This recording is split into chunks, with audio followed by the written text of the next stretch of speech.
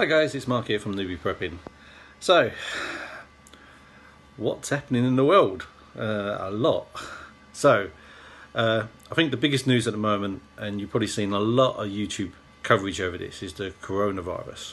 As a newbie prepper, what do you do? So, the coronavirus is a virus that attacks your lungs, your respiratory glands. So, now, the coronavirus as a virus, even though it has killed, I think over 200 people now, the actual virus is not a absolute deadly virus. So loads of people will be able to catch it, and you'll find the majority of people will come through, and it will be like a very bad cold or along them lines. But obviously if you're asthmatic, you have a problem. If you're fairly old and your immune system is weak, you have a problem. And if you're very young, your immune system is not as good, you have a problem. So by saying all that, now we've got to look at the actual virus itself. Now the latest paper to come out of China says that the R0, the R naught, is 4.08. Now that's extremely high. So what is the R naught? That's a rate of infection. So the R rate, what's come out 9 o'clock this morning, is from China, as I said, but it's not been peer reviewed, so it's not been clarified by other sources. But it's a fast moving virus, and quite a lot of scientists are just grabbing stuff wherever they can and working their charts and how bad it would be from the source, from all different sources.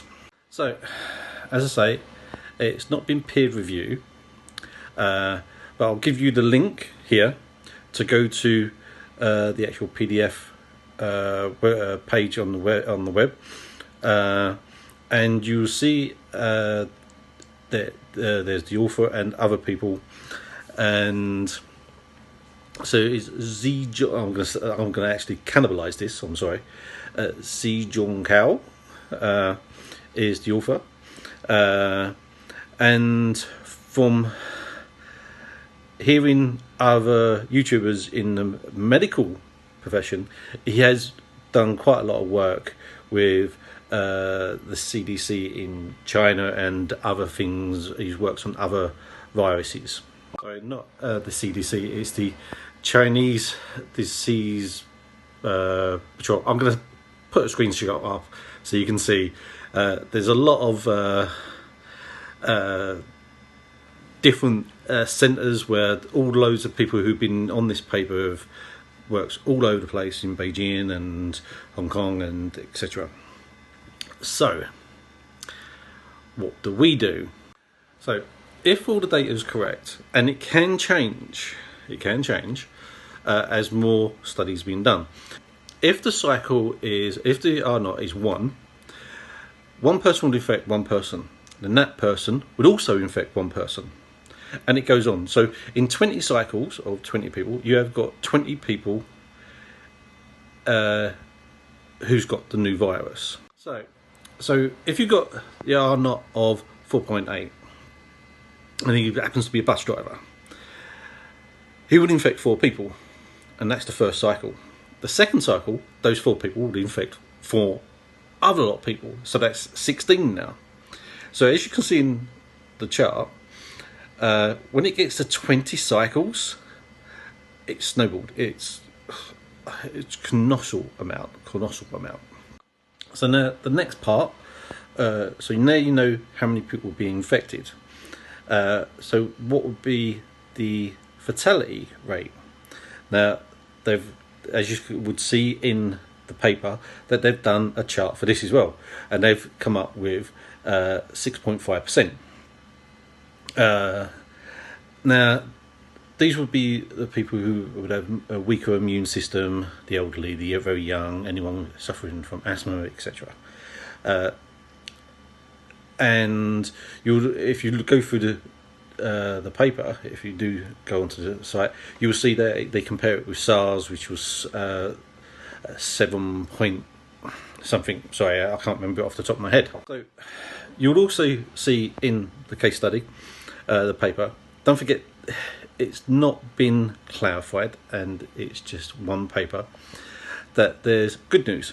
If they can reduce the actual infection rate, it can be reduced down to 2.3 days, the infection rate. And this means, this is why you're seeing there's nothing, everything's on lockdown in China. They've locked down cities, and this is why. If they can stop the movement of people, that means people are not infecting people. So that's what they're doing now, and I'll show you a link of one of their streets.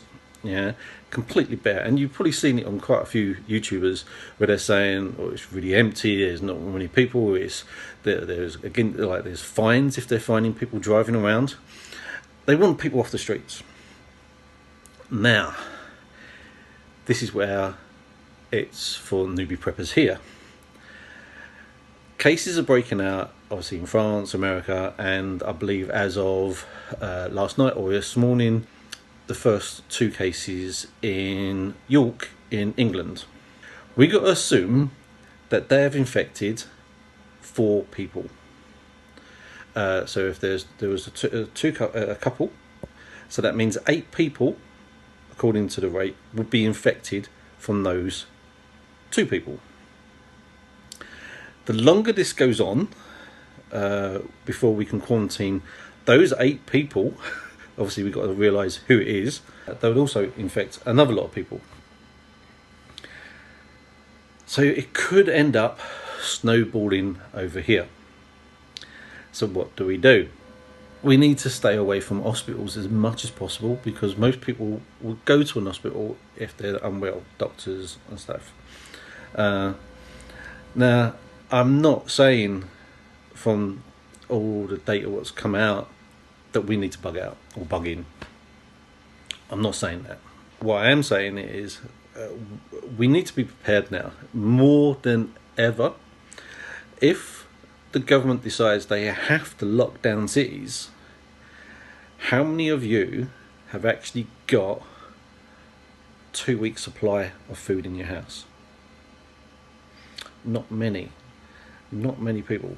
Because if the government has it, stop all movement, close down, stay indoors, do not go out, what are you going to do? You're going to have to go out to get some food if you're running out. So stock up on, I would say, stock up and stuff what rice, anything what's going to last a while, which is easy to be cooked. Have plenty of water in the house. I'm not saying that the taps will go dry, but you never know, because this is England. Anything's possible. But have bottles of water. You're going to have taps running. You're going to be warm. Just stock up on your food, and because if the government does decide to lock down a city, if the infection starts to spread quicker, the government's got no choice is to reduce the chance of infection spreading.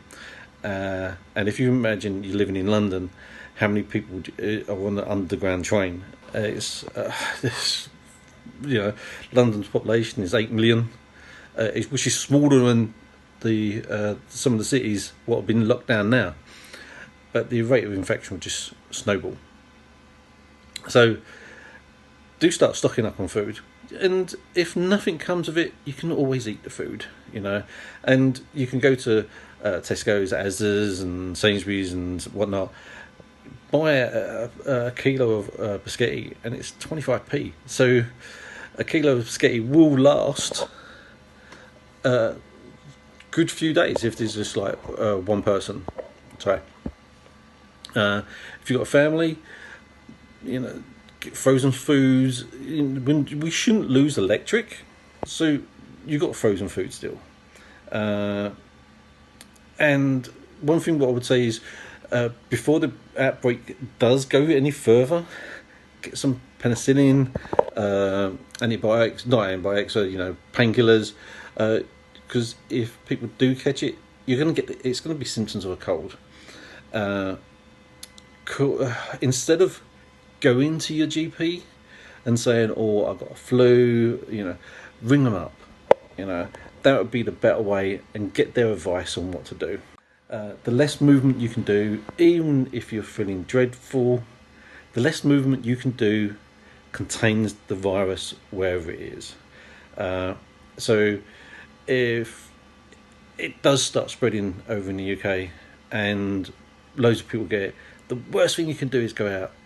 You got the virus, you're going out, you're spreading it, and it's just going to prolong the length of the infection. If you can stay in, ring up, get someone, even a doctor, to pay a visit, because they will come in and they will be covered up, they would have their masks, and they can prescribe you stuff, and you will get the medication that way. So, as I say, it's just not trying to scare people, but as Newbie Prepping is all about, is being prepared. Get the extra packs of pasta, tins of ham, etc., frozen food, bring it in, because we shouldn't lose power. It's just if the worst case comes to it, it would be a lockdown, and they would say no one to leave their houses, stay off the streets, stay home. Yes, the big businesses will lose money, but it's the way it goes. They're going to lose money whatever way it does happen, but just be careful and be safe. The worst thing what can happen is you think, it's going to be all right. Like a fiver worth of food would last over a week, well over a week, if you're just buying pastas. Just buy some sauces and that to go with it. Yes, it's going to be a pain in the backside eating pasta all the time, but at least you've got food. Because if you don't have food and you're forced to go out, you could catch it, and you may have someone who's not as well as you who can catch it, and they could be it could be fatal to them, and that's the last thing that you really want. So that's basically it. I'm sorry this is not a bug out or camping out, but it's it's something to keep your mind on, as things develop. Now there are 2 confirmed cases in York. It's alarming. Alarm bells should start going off for all preppers in the UK now. Most of the seasoned preppers would have their own idea of what they're doing, but as newbies, don't bug out, stay in, bug in. This is not end of the world situation. It's one what can be controlled quite easily by staying in, having your meds at home, and reducing the movement of the virus. And that will be the best way of beating this one, and we can get back to a normal way of life. So it's me, Mark, from Newbie Prepping. Hope you enjoyed this one. If you do, give us a thumbs up, give us a like, and share it, and get more people aware of the potential of what could happen without being alarmist. And as I say, the paper what's come out, it's not been confirmed by the CDC or most governments, but most papers are coming out really quick. Most papers are coming out really quick, and doctors and the scientists are going by whatever they can and making a judgment call. So, till next time, see you soon.